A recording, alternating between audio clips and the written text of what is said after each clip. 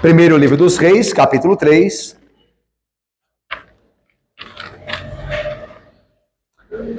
O versículo de número 1 e o versículo de número 2. Apenas esses dois versículos do capítulo 3 de Primeiro Reis. Primeiro livro dos Reis, capítulo de número 3, de 1 a 2. 1 e 2, versículos 1 e 2. Os irmãos acompanhem a leitura da palavra, por favor, irmãos. Veja o que Deus nos diz. Salomão aparentou-se com Faraó, rei do Egito, pois tomou por mulher a filha de Faraó e a trouxe à cidade de Davi, até que acabasse de edificar a sua casa e a casa do Senhor, e a muralha e a roda de Jerusalém. Entretanto, o povo oferecia sacrifícios sobre os altos, porque até aqueles dias não se tinha edificado casa ao nome do Senhor. Meus irmãos, o nosso irmão presbítero Marcelo orou pela igreja ao Senhor e pediu na sua oração que Deus abençoasse a pregação de sua palavra. Então nós, confiados que Deus ouve a nossa oração, nós passamos então a pregação da sua palavra. Meus irmãos, Salomão amava a Deus. Salomão amava ao Senhor. O versículo de número 3 nos diz isso. Olha aí, versículo 3. Salomão amava ao Senhor. Ok, irmãos? Eu creio que isso deve ficar muito certo, muito estabelecido na nossa mente e coração sobre Salomão. Ele amava o Senhor. E o Senhor amava a Salomão. A Bíblia diz nos livros de Samuel que quando Salomão nasceu, a Bíblia diz que Deus o amou. Então veja, era um relacionamento de amor no qual Salomão estava, no qual todos nós, Guilherme, estamos, André e Laura e meu irmão Bruno e Vanessa, Laila, Kátia. Um relacionamento de amor, Rômulo. Salomão amava o Senhor e Deus o amou. Enquanto Salomão, nesse relacionamento de amor, obedecia ao Senhor, o Senhor o faria prosperar em seus caminhos e o reino estaria firme. Nós vimos no primeiro capítulo, no segundo capítulo, as ordens de Davi para Salomão para que ele destruísse os inimigos do reino de Deus. E Salomão assim o fez em sua sabedoria. E cada vez que ele destruiu o inimigo do reino de Deus, o texto dizia, e assim Deus firmava o seu reino, o seu trono. Enquanto Salomão obedecia, nesse relacionamento de amor, Deus fazia-o prosperar e seu reino era firmado. Porém, meus irmãos, nesses dois versículos, nós vemos que até os santos que amam o Senhor podem cair em pecado e desagradar ao Senhor e colocar em risco a sua vida com dores e tribulações que não deveriam chegar àqueles que amam o Senhor, mas por conta da desobediência destes, da nossa desobediência, podem nos chegar. Veja, Salomão amava o Senhor, mas nós vemos nesse versículo fagulhas de atitudes de Salomão, de desejos de Salomão, que o levariam posteriormente a se afastar mais de Deus e a colher os frutos deste afastamento em dores e tribulações nas quais ele se meteria. A Bíblia diz que o coração do homem é mais enganoso do que todas as coisas e desesperadamente corrupto. Esses dois versículos que falam de parte da vida de Salomão, e falam brevemente, mas falam algo muito importante de como Salomão começou a colher em seu coração maus pensamentos, nos mostram a verdade que está lá em 1 Coríntios, lá no Novo Testamento, quando Paulo diz assim, aquele, pois, que pensa estar em pé, veja que não caia. O texto nos diz que o reino de Salomão havia se firmado e no momento de prosperidade, Salomão quis ter mais poder e influência. Como ele fez isso? Se associando ao rei do Egito. Olha o texto, versículo de número 1 do capítulo 3. Salomão aparentou-se com Faraó, rei do Egito. Como que ele fez isso? Como que ele se aparentou?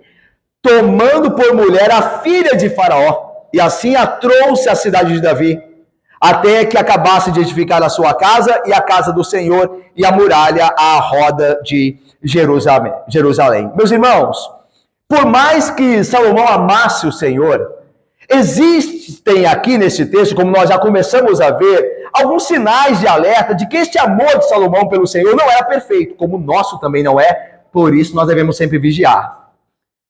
Os capítulos de número 1 até 10 do livro de 1 Reis mostram quase que inteiramente ao lado positivo do reinado de Salomão, enquanto o capítulo 11 narra o início do afastamento de Salomão. Mas aqui nós vemos que esse afastamento que viria no futuro já tem raízes se fixando.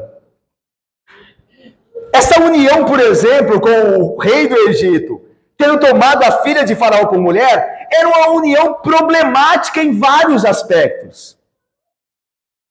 Meus irmãos, como nós não temos motivo de imaginar que a filha de Faraó era alguém que cria em Yahvé, como provavelmente não cria, porque era a filha do rei do Egito, e o Egito era pagão, então, meus irmãos, nós só podemos concluir que Salomão se submeteu a julgo desigual. Ele se uniu aos incrédulos. Ele se uniu aos pagãos. Isso aqui não é uma questão de etnia. A Bíblia não proíbe o casamento entre etnias, entre raças. Não há nada que proíba isso. Não há nada de errado isso. Mas sim, a Bíblia proíbe o casamento de um crente com um incrédulo. Em Êxodo 34, 15 e 16 diz assim: para que não faças aliança com os moradores da terra de Canaã, os pagãos. Não suceda que, em se prostituindo eles com seus deuses, e lhes sacrificando, por causa dessa união, alguém te convide e comas dos seus sacrifícios, e tome mulheres de suas filhas para os seus filhos, e as suas filhas, prostituindo-se com seus deuses, façam que também os seus filhos se prostituam com seus deuses. Então, Deus é claro aqui ao povo de Israel: não faça aliança com os moradores, os cananeus, os moradores de Canaã, quando vocês chegarem lá. Por que não façam? Porque se vocês fizerem aliança, vocês darão suas filhas a eles, e eles darão as filhas deles a vocês. E assim, essas filhas que adoram outras entidades vão convidar vocês também para adorar. E vocês ficarão constrangidos, e vocês irão, e os seus filhos ficarão de fato comprometidos. Porque estarão divididos entre um que adora Yahvé e o outro que adora um falso ídolo. Mas não é só em Êxodo 34 que nós vemos isso. Em Deuteronômio também 7 nós vemos. Diz assim, muito mais claro também: nem contrairás matrimônio com os filhos das nações pagãs, ou dessas nações. Não darás tuas filhas a seus filhos, nem tomarás suas filhas para teus filhos, pois elas... Olha o que Deus diz. Deus está falando, irmãos. Pois elas fariam desviar teus filhos de mim, para que servissem a outros deuses. E a ira do Senhor se acenderia contra vós outros, e depressa vos destruiria.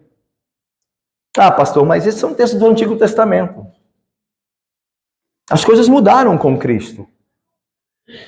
Paulo diz em 2 Coríntios 6,14, Novo Testamento: não vos ponhais em julgo desigual com os incrédulos. Julgo é a canga do boi.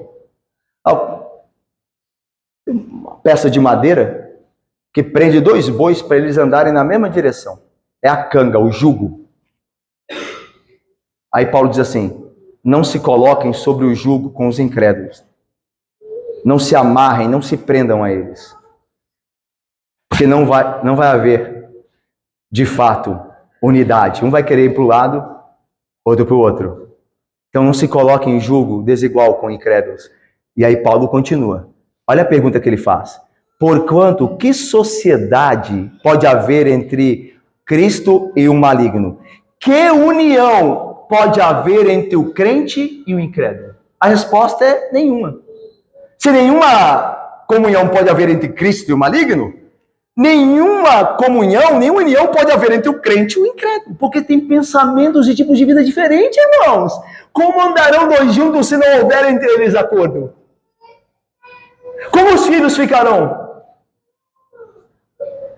Irmãos, na minha família, tem casamentos mistos. Talvez na família de vocês tenha. Talvez irmãos aqui, como de fato, tenham frutos de casamento mistos. E Deus nos deu a graça de consertar os nossos erros. É sempre importante falar isso, irmãos. Talvez você, homem, tenha casado com uma mulher que não era crente. Deus abençoou, porque Deus dá graça e conserta os nossos pecados. Não é porque a Bíblia diz, Ele conserta os nossos caminhos. E hoje a sua esposa é uma crente. Hoje o seu marido é um crente. Isso é uma bênção, irmãos. Ninguém está negando isso.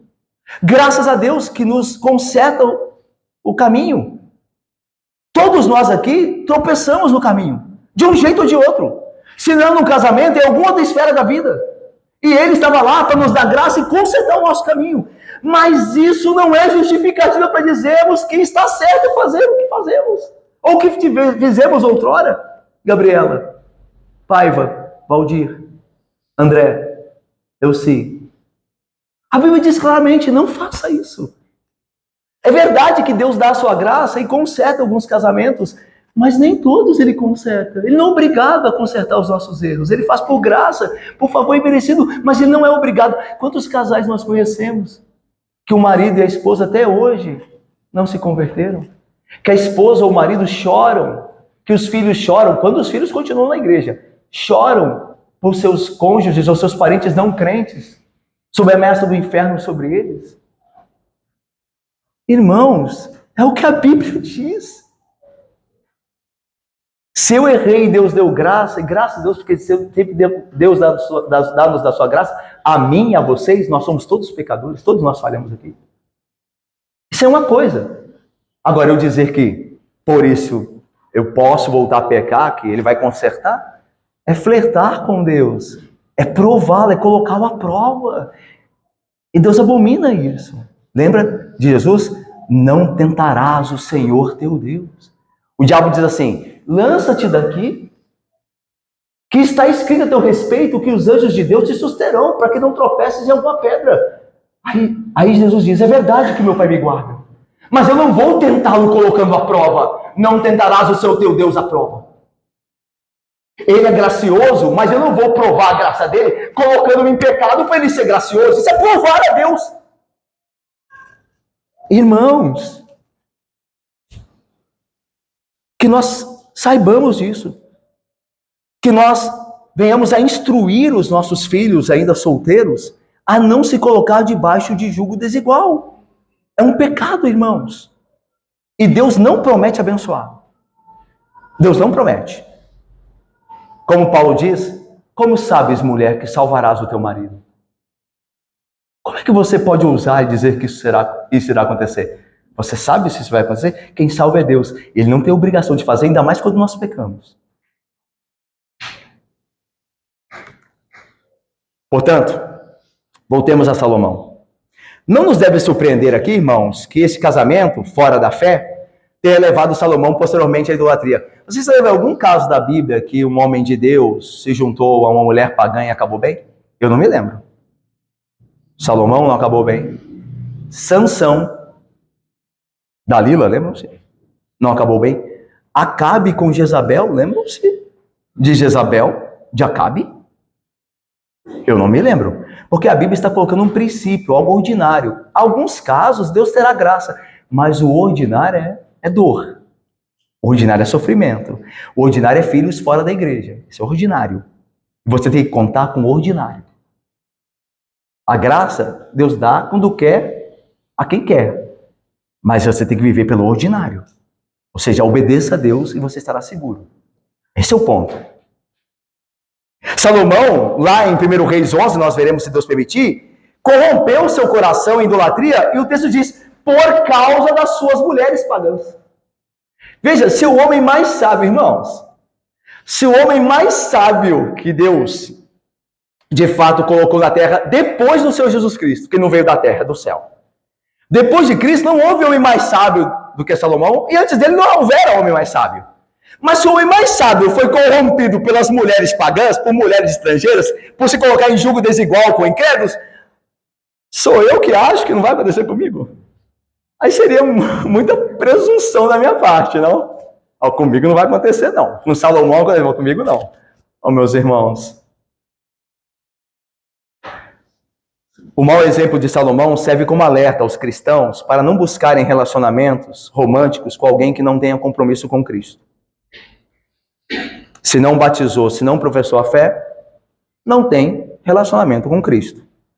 Matthew Henry, comentando este texto, diz assim, abre aspas, muitas vezes, relacionamentos desiguais dos filhos de Deus com as filhas dos homens têm tido, consequências desastrosas. Fecha aspas. Meus irmãos, eu não brincaria com o meu casamento. Eu creio que você não deve brincar com o seu, se você é solteiro ainda. Casamento é algo muito sério. Deus leva muito em conta o casamento. Ele usa o casamento para exemplificar a relação de Cristo e a igreja. Algo muito sério.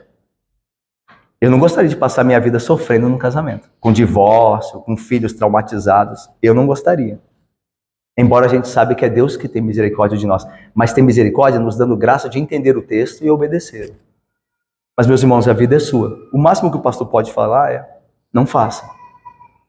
Você está se colocando sob um risco que ordinariamente cobrará muito de você. Não faça. Mas ninguém pode te obrigar a não fazer. A vida é sua. E você colherá os frutos das suas atitudes. Você não sabe se salvará o seu marido, nem a sua esposa. Pode ser que isso não aconteça. E pode ser que seus filhos estejam comprometidos nisso também. Tema o Senhor e anda no caminho dele. É o segredo para a bem-aventurança. Outro problema do casamento de Salomão aqui não é só isso, não é só esse. É que ele firmou uma aliança profana justamente com o Egito, irmão. Logo com o Egito. Já estava errado Salomão procurar aliança fora de Israel, porque a segurança de Salomão é Deus. Ele não precisa, de fato, de alianças com nações pagãs para estar seguro. Vocês se lembram, irmãos, sabem da história de Israel e na história do Antigo Oriente Próximo, que casamentos também não só eram uma questão sexual, uma questão de companheirismo para a vida, mas naquele tempo, quando os reis se casassem com filhas de outras nações, era para, de fato, fortalecer a sua influência internacional. Então, casamentos eram acertados para que o reino tivesse influência, tivesse peso, houvesse uma coligação de nações fortes. E os casamentos eram acertados para isso. Então, Salomão não peca só na questão da tentação sexual, de se unir a uma princesa do Egito, mas também na questão do poder e da influência. Ele quer ter poder e influência longe de Deus. Embora, lembra que Salomão está falando do homem que ama Deus, tá? É um homem crente, tá? Mas a ideia é que crentes podem pecar, como eu e você podemos. Ok? Então, lembra? Isso foi escrito para a nossa advertência. Lembra do texto lá que nós lemos? Em Hebreus? Isso tudo foi escrito para que eu e você não façamos. Porque crentes podem fazer. Salomão era um crente e fez. O Senhor o amava, ele amava Deus. Mas isso tinha que ser também por meio da observação, da prudência, da santidade e consagração de Salomão. Que ele deixou de ter aqui nesses princípios que ele de fato desprezou. Ele procura poder e influência no Egito. E não se satisfez com o Senhor Deus. Então veja só, irmãos. Casando-se com a filha de Faraó, Salomão estava tentando ajudar Israel a tornar-se um agente poderoso no palco da política internacional. Salomão deixou-se seduzir pelo poder, como também pelo sexo, tendo casado com a princesa egípcia. Mas a Bíblia sempre assume a postura negativa diante desse tipo de jogo de poder, que muitas vezes tem representado uma tentação para o povo de Deus. Deus queria que seu povo confiasse somente nele para a salvação, uma vez de tentar encontrar segurança aliando-se a potências estrangeiras. Ao tornar-se Salomão genro de Faraó, ele estava buscando apoio no Egito. Logo no Egito, como nós falamos, o Egito que era a antítese de tudo que representava Israel, o Egito que era um lugar na Bíblia que representa brutalidade, exploração, escravidão, aviltamento do espírito humano, supressão das relações pactuais. O Egito é o que o mundo representa, o mundo que se opõe a Deus. E logo ao Egito, Salomão foi se unir. Isso é um aviso para nós, meus irmãos. Uma advertência para nós como igreja, contra qualquer tentativa de melhorarmos nossa posição, unindo forças espirituais com pessoas do mundo que estão trabalhando para o reino de Deus. Estão contra, melhor, o reino de Deus. Às vezes a igreja faz um movimento de trazer o mundo para dentro dela. Essa é uma aliança com o Egito. Como é que nós vamos ser mais impactantes aqui no bairro? Como é que nós faremos mais diferença aqui em Caraí? Vamos trazer artistas aqui. Vamos trazer músicas mais parecidas com as músicas do mundo. Vamos colocar músicas mais atraentes, mais dinâmicas. Vamos colocar mais mecanismos aqui que tornem o nosso culto diferente, luzes com cores, gelo seco saindo. O pastor tem que se vestir mais de acordo com a mocidade, os jovens do mundo, tem que ser mais descolado, tem que falar assim, porque é isso que dará sucesso à igreja. E assim nós vamos nos metendo em uma aliança com o Egito, com o mundo. E é isso que significa o que Salomão está fazendo. Ele acha que a bem-aventurança dele e a prosperidade tem a ver com unir-se com o Egito, copiar o Egito, fazer o que o Egito faz, trazer o Egito para dentro de Jerusalém. É isso que acontece. Lembra? Ele trouxe a filha de Faraó para a sua casa, para Jerusalém. Ele trouxe o mundo para dentro da igreja. Meus irmãos, nós confiamos na palavra, somente na palavra. Nós não confiamos na sedução desse século. Por isso que as igrejas, irmãos, na Europa estão fechando, porque elas trouxeram o Egito para dentro. E o Egito os subjugou. O Egito os venceu ali porque eles não confiaram em Deus. Nós não precisamos de mais nada do que a palavra. A palavra tem nos guardado, tem guardado a nossa vida. A palavra trouxe a nossa irmã Júlia até aqui. E aguardará, como a todos nós. A palavra tem feito o trabalho. Nós confiamos na poderosa palavra de Deus. O apóstolo Paulo diz: eu não me envergonho do evangelho. Eu não uso de artifícios mundanos. Eu não me apoio em retórica. Eu me apoio no poder de Deus, que é a sua palavra. O poder para a salvação de todo o que crê. O bom perfume de Cristo. Nós devemos fazer assim. E Salomão não fez. Mesmo amando a Deus, ele flertou com o Egito. Ele se associou com o Egito. Isso lhe custaria muito caro, ainda que ele não percebesse. Aliás, sempre é assim, né? Os nossos maiores pecados sempre começam antes com coisas pequenas. Eu já citei um adágio verdadeiro, né? Um ditado que diz que o diabo mora nos detalhes. O diabo mora nos detalhes. Ele é dos detalhes. O diabo nunca entra escancarando a porta, com o pé na porta. Ele entra sorrateiramente. Ele entra aos poucos, com coisas que não parecem importantes, com coisas que parecem que nos darão prestígio entre os homens, que nos satisfarão à vontade. E ele vai entrando, vai criando raízes, vai fazendo o seu trabalho, até que ele escraviza os homens. Cuidado, não deis lugar ao diabo. Salomão estava flertando com isso e sofreu grandemente. Outro sinal aqui de alerta, desses 2 versículos apenas, olha quanta coisa aqui, né? De que Salomão caminhava por caminho perigoso, é que ele parecia aqui não adorar a Deus da forma correta. Perceberam isso? Olha só. Versículo 1, olha comigo aí. Salomão aparentou-se com Faraó, rei do Egito, pois tomou por mulher a filha de Faraó e a trouxe à cidade de Davi, até que acabasse de edificar a sua casa e a casa do Senhor, e a muralha à roda de Jerusalém. Irmãos, é sabido, nós vamos ver isso posteriormente, mas nós aqui imagino que os irmãos muito piedosos já leram a 1 Reis em outra oportunidade, o texto, né, as suas meditações em casa. Vocês sabem que quando Salomão se deu a construir a casa do Senhor, o templo, Salomão primeiro construiu a casa dele. Isso mostra algo falho de Salomão, não mostra? Tanto que no texto diz assim, Salomão trouxe a filha de Faraó para a cidade de Davi, até que acabasse de ficar a sua casa e a casa do Senhor. É de maneira proposital que está assim no texto.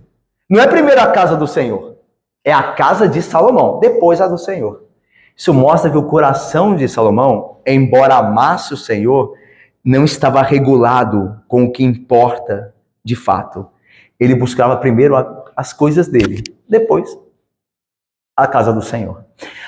O tabernáculo que Salomão construiu era glorioso, mas nós vamos ver ainda em 1 Reis que a casa que ele construiu para si era mais gloriosa ainda.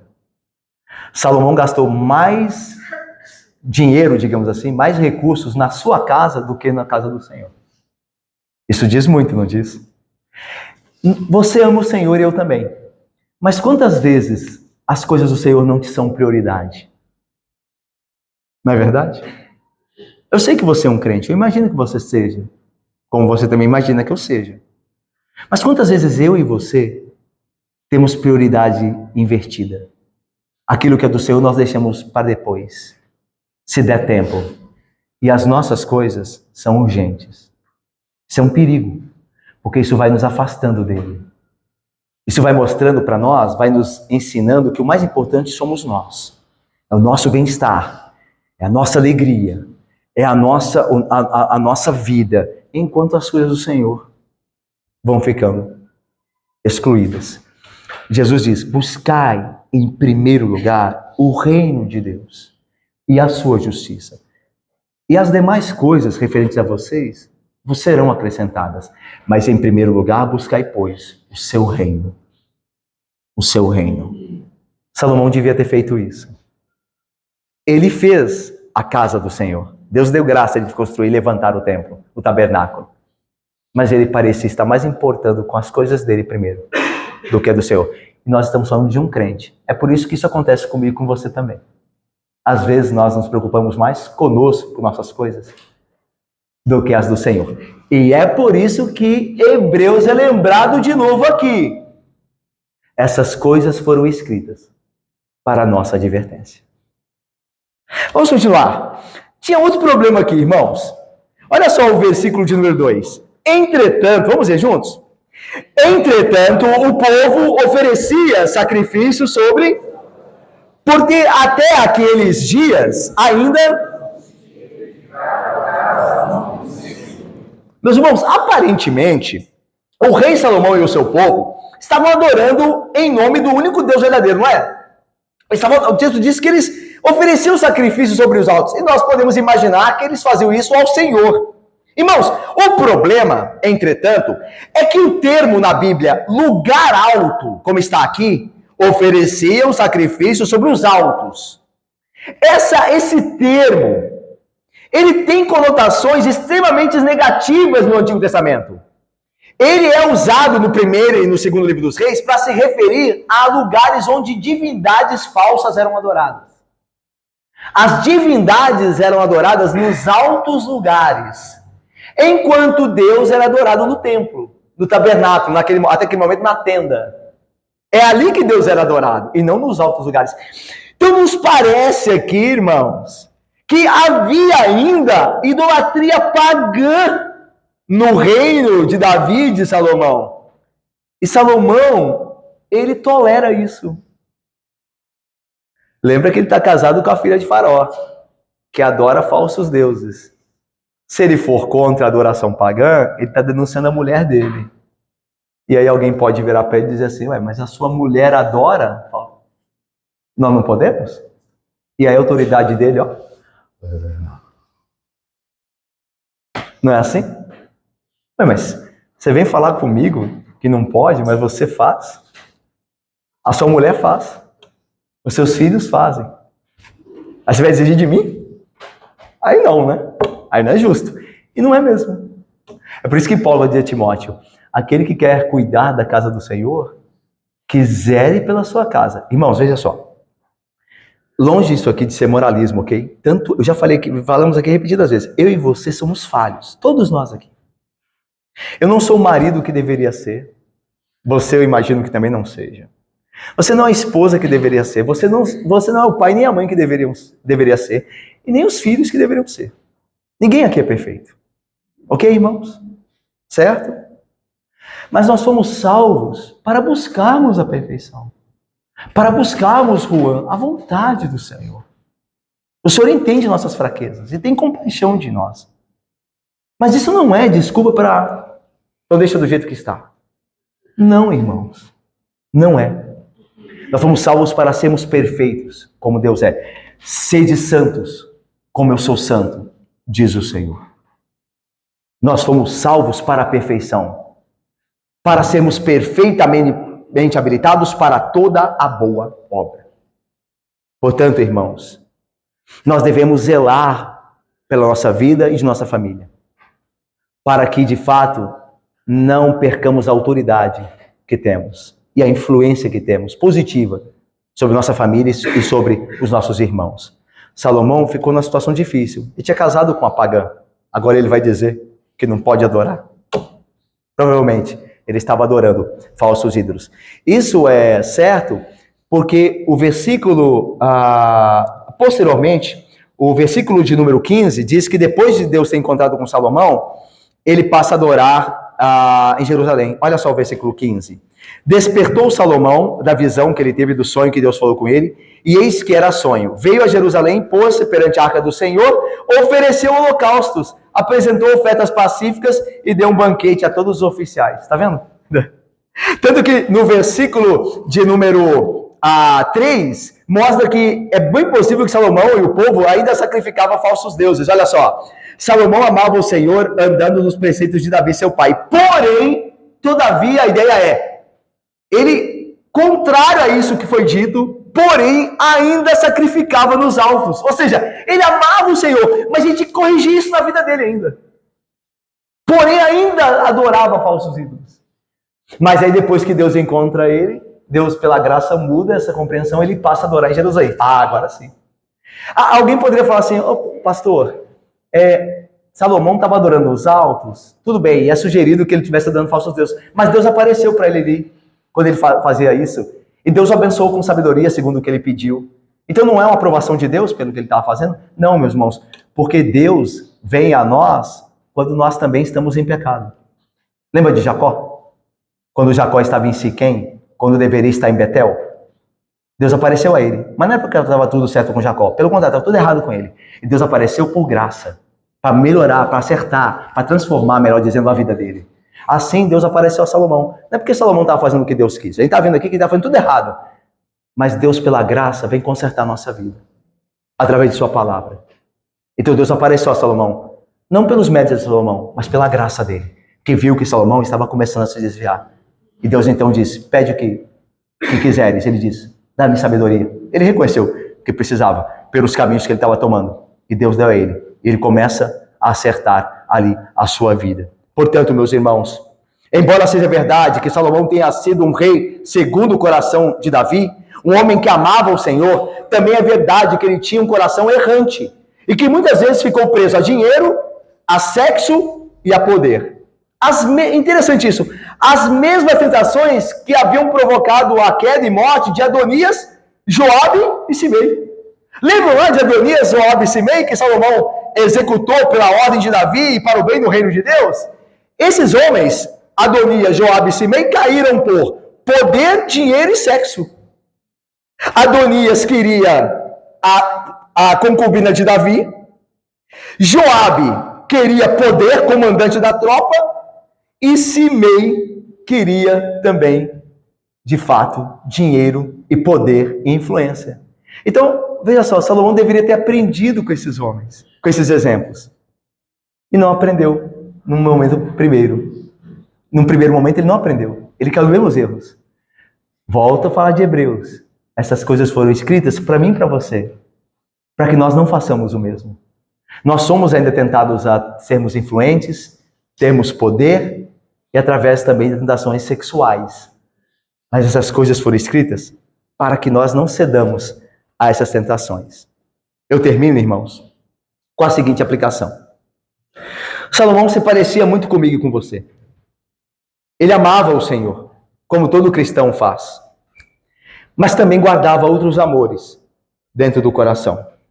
Paixões pecaminosas que tinham poder de destruir a sua liderança espiritual. Salomão não amava o Senhor ainda de todo o seu coração, de toda a sua alma e de toda a sua força, como a Bíblia nos ordena a fazer. Embora a visão segundo a qual a vida de Salomão tenha começado de forma mais positiva em termos espirituais, contém alguma verdade? Sim, ele amava o Senhor, sim, ele fez coisas na obra de Deus boas. A verdade mais profunda que nós enxergamos aqui já, nessas raízes, é que, como qualquer outro crente, Salomão ainda possuía resquícios de uma natureza carnal. Então, meus irmãos, o fato de nós termos sido salvos pela graça, de nós estarmos sendo santificados, de nós amarmos o Senhor, isso não nos livra das lutas contra a nossa carne. Você sabe, e eu também sei, que a carne continua falando ainda muito alto em nós, que ela muitas vezes quer se levantar. Você sabe disso. Se você é um crente, você sabe muito bem dessa experiência. Você já viveu e tem vivido assim, nessa luta do espírito contra a carne. Paulo diz isso. Olha o que Paulo diz. Digo, porém, andai no espírito e jamais satisfareis as vontades, os desejos da carne. Porque a carne milita contra o espírito, luta contra ele. E o espírito luta contra a carne, porque são opostos entre si, para que não façais o que porventura seja do vosso querer. Gálatas 5, 16, 17. A mesma tensão que Salomão encontrava quando ele amava o Senhor, mas ainda tinha outras paixões humanas e carnais, é a nossa situação. Nós também amamos o Senhor. E eu espero, irmãos, que no meu caso e no de vocês seja a mesma coisa. Que nós amemos sinceramente o Senhor, mas ao mesmo tempo, quantas paixões nós temos ainda no nosso coração que podem comprometer a nossa vida espiritual, que podem prejudicar a nossa liderança espiritual.